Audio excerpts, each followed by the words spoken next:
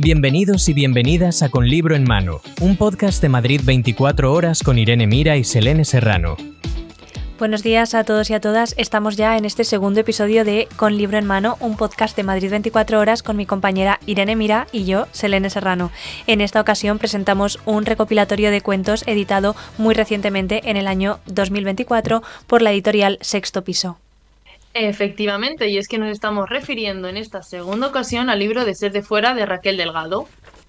La autora Raquel Delgado traza una línea fina entre las protagonistas de su relato, completamente identificables con personas de a pie, y sus vivencias y dramas internos a los que ellas mismas se enfrentan. Lo hace con preguntas tan profundas como esta. ¿Estoy siendo demasiado exigente? ¿Por qué me resisto a aceptar tu carácter, a considerarlo como lo que es, la respuesta más lógica a las condiciones en las que creciste? Esta cita se encuentra dentro del primer relato, Los hombres y el pan. Una mujer dentro de una panadería, digamos, moderna, de estas que venden pan de masa madre y más bien caras, se encuentra a ella misma pensando en la relación de sus padres y en su relación con sus padres. Así, con la excusa del pan, del que falta y del que se gana, Delgado abre un debate interno acerca de la importancia del contexto, de por qué somos así en base a nuestras vivencias. Nosotras nos acercamos a este libro de una manera muy diversa. Si bien el título Si eres de fuera ya te acerca a él casi como si de un imán se tratase, en mi caso hacía mucho que no me adentraba en una lectura de este tipo, en una lectura de relatos. A mí me ha pasado un poco igual, de hecho, y en comparación, o si hago un poco y tiro de memoria, llevaba sin leerme algún tipo de lectura parecida desde que estábamos en la universidad con los típicos libros y capítulos, ¿no? De estos en donde se cuentan cada una cosa diferente. Además, Ser de Fuera aglutina una serie de relatos que tienen dos características muy concretas y en común, y es que sus protagonistas son mujeres, y todas ellas están en un lugar diverso al que han nacido. Precisamente la identificación con ellas es por lo que me ha traído tanto este libro. Bueno, por eso y porque desde mi lectura de este libro se han dado una serie de casualidades que lo han hecho más especial, entre ellos que tú también lo hubieses leído, Irene. Sí, y es que como has comentado, el título resulta bastante llamativo. En mi caso, me he sentido también bastante representada con muchos de estos capítulos y de estos relatos que se van narrando, ¿no? Porque relata esa dualidad en la que se vive cuando eres de un sitio, pero te vas a otro, pues que puede ser por motivos laborales, personales o incluso a estudiar. Eso de ser de dos sitios, pero no ser de ninguno. Así es, y antes de adentrarnos en el libro como tal, vamos a indagar un poco en el mundo de los relatos, pero así en general, ¿cuándo empezaste tú a leer relatos?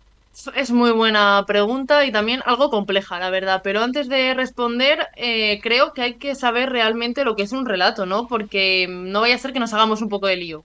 Sí, hay muchas preguntas al respecto. ¿Un relato es un cuento es un relato breve, una fábula, una narración breve? Vamos a salir de dudas, como bien dices, y para ello citamos a Fernando Valls, profesor de literatura española contemporánea en la Autónoma de Barcelona y especialista en narrativa española de los siglos XX y XXI, que menciona que no existe, hoy por hoy, ninguna diferencia entre relato y cuento. Quizá no resulte inútil del todo saber que el término cuento ya se usaba en el siglo XIX para designar a la narrativa breve, mientras que el concepto de relato, tal y como lo entendemos hoy, aparece en los últimos años 60. Tal vez porque entonces se pensó que cuento era un término con demasiados significados, los cuentos destinados a los niños, los relatos de patrañas, siendo sentido en el que lo utiliza Clarín cuando titula su libro El Señor y lo demás son cuentos. Por esta razón, por sus componentes peyorativos, en este caso, tanto de cuento como de cuentista, el narrador Fernando Quiñones pedía en 1988 que se sustituyese por relato. Casi nada. O sea que al final el relato es un género literario breve. Y este breve es importante porque antes hablabas de cuento, de fábula, y es que todas estas manifestaciones literarias se pueden englobar dentro de este género. Por lo tanto, Selene, te voy a devolver la pregunta. ¿Cuándo empezaste a leer relatos? Bueno, pues yo empecé a leer relatos en un momento en el que no me acuerdo, siendo completamente sincera y siendo esta respuesta bastante decepcionante. Sin embargo, sí que recuerdo a mi madre leyéndome las poesías, sobre todo de Gloria Fuertes, así como género literario breve en este caso, y también recuerdo leerme e interpretar los cuentos de los hermanos Grimm. ¿Y tú? Pues yo recuerdo que quizá mi primer acercamiento con estos relatos breves fue con las fábulas, fíjate, y es que me las leía mi padre y de hecho este recuerdo como que me crea ternura porque en verdad muchas de estas fábulas realmente no las entendía, pero es verdad que como siempre vienen con dibujitos, me imaginaba pues eso, que hablase un zorro o objetos y animales en general, pues me causaba gracia y me gustaba. Obviamente no se puede obviar tampoco que los cuentos pues estaban presentes también. Y se me ocurre ahora, ¿qué libros has leído de relatos últimamente que nos puedas recomendar? Pues mira, sí, así haciendo un poco de memoria, sí que me gustaría recomendar el libro del periodista Carlos del Amor, que se llama Emocionarte. Es una mezcla de ficción y realidad, porque bueno, aúna dos disciplinas, ¿no? Que son el arte y obviamente la literatura, porque lo que hace es utilizar diferentes cuadros de diferentes épocas y cuenta una historia que en la mayoría de los casos es ficticia y de cada uno de estos cuadros. Entonces, indaga en los personajes del cuadro, pero también en los autores o las autoras, su situación, y cada capítulo pues es diferente. ¿Y tú, alguna recomendación? Pues sí, hace relativamente poco, hace unos meses, leí un compilatorio también de relatos que se llama La venganza de los dinosaurios, de Deborah Eisenberg, editado por Chai Editora, y llamó mi curiosidad sobre todo por uno de los relatos en los que narra el 11S desde un punto bastante delicado, pero tratado como con mucho amor.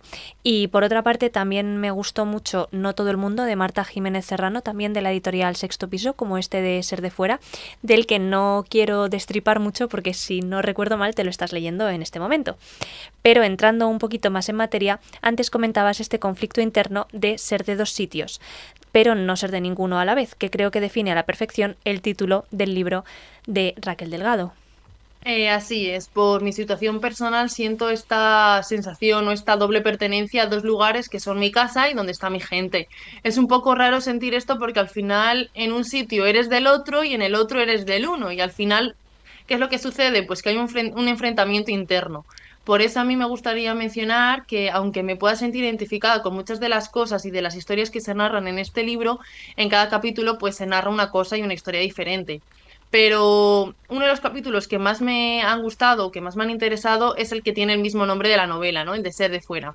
Y es que este capítulo se centra en la época navideña, en la Navidad, en esa vuelta a casa, en fechas tan señaladas, concretamente a una casa de pueblo y con ello a la vida de pueblo y con todo lo que eso conlleva. Se cuenta cómo esa vuelta a casa es una especie de pausa en la vida de la protagonista, porque al final la vida del pueblo es más calmada, más pausada, es también un poco un choque de realidad, porque vuelve a la convivencia también en su casa con sus padres y sus amistades.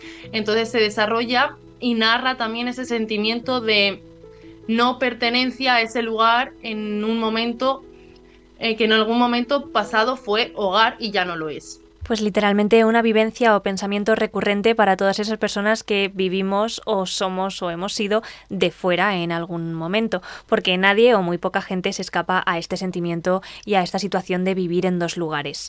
En el capítulo que mencionas me parece clave una de las palabras que Raquel, la autora, recoge: provisionalidad. Tengo el libro preparado porque voy a volver a leer unas palabras de su libro, ya que retrata a la perfección, en mi opinión, los sentimientos al volver a casa. Y dice: preparados a medias, intranquilos, recordaremos más tarde que no hemos cogido esa camisa. Nos envolvemos en nuestro abrigo más pesado y cerramos con llave. Son más de las 10, a la estación se tarda 15 minutos sin tráfico y el taxímetro corre. Una vez más, llevamos demasiados bultos. Una vez más, en el tren nos toca ir sentados en sentido contrario al de la marcha. Por favor, que el hombre de al lado no nos hable. Para distraernos contamos con un libro, con el ordenador, con ir dormidos la mitad del trayecto gracias a nuestro cansancio acumulado. Se vuelve, pero un rato que cuentas en días, horas y que intentas, como puedes, organizar todo este tiempo para verte con las personas a las que más echas de menos. ¿Se deja de ser de fuera?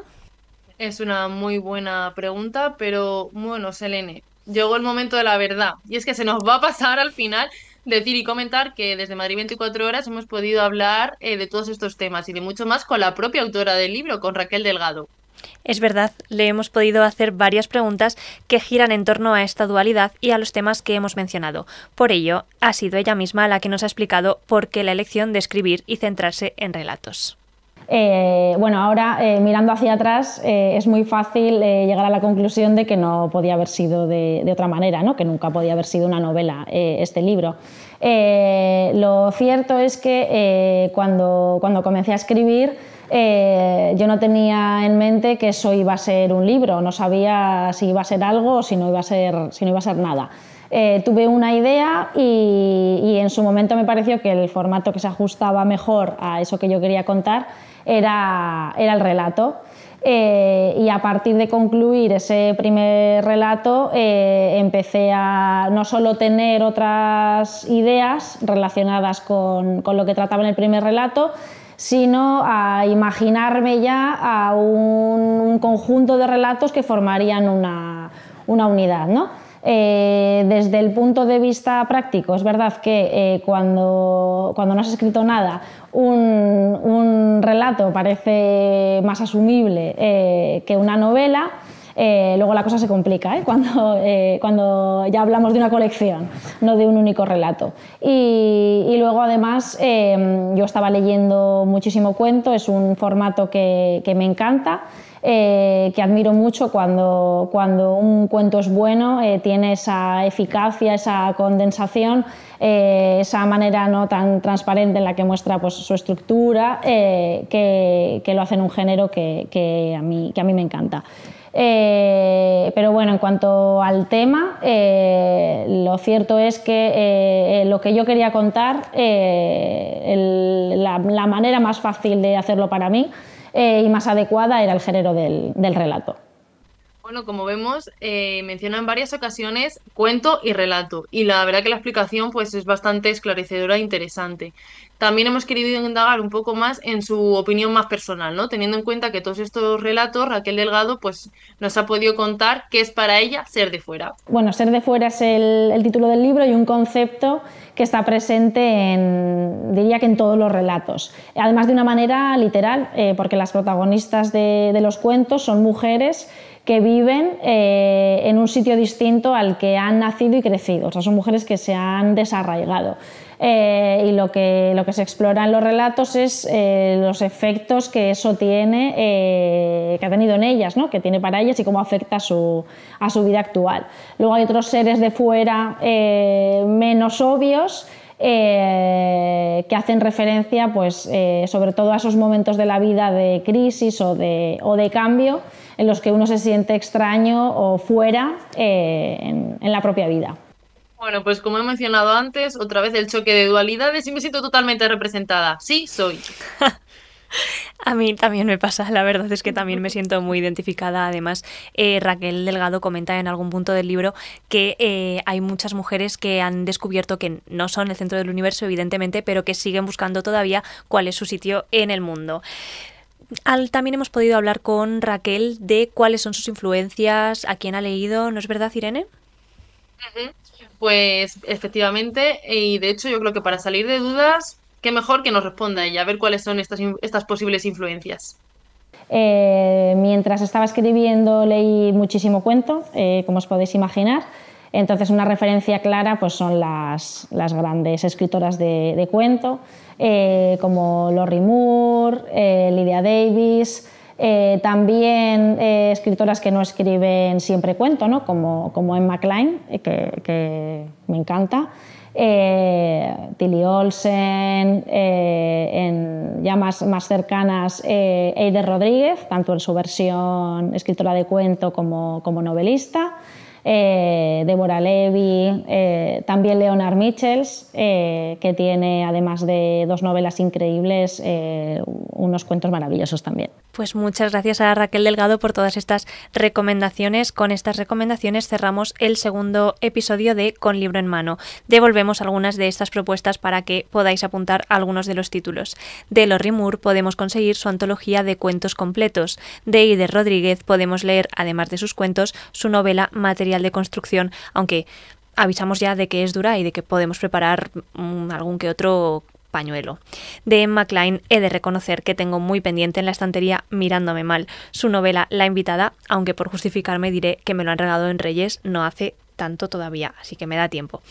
Así que con Ser de fuera de Raquel Delgado y estas 3 otras recomendaciones acabamos este nuevo episodio de Con Libro en Mano, esperando que os haya gustado cada uno de los relatos de Raquel y que si no lo habéis leído lo apuntéis en vuestra lista. Con más libros en mano cada semana y haciendo hueco en las estanterías, nos vemos en la próxima entrega de este podcast de Madrid 24 horas con Irene Mira y Selene Serrano. Buenas tardes, Irene.